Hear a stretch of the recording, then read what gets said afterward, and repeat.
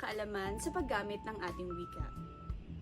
Imbes na sabihin natin sa ating pagbati na magandang umaga, magandang araw, magandang gabi, ay maaari nating sabihin ang mga sumusunod.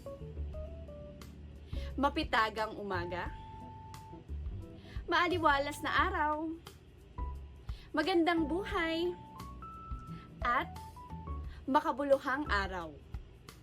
Ilan lamang yan sa mga kataga na ating maaaring ipalit sa mga simpleng pagbati na ating ginagamit sa araw-araw.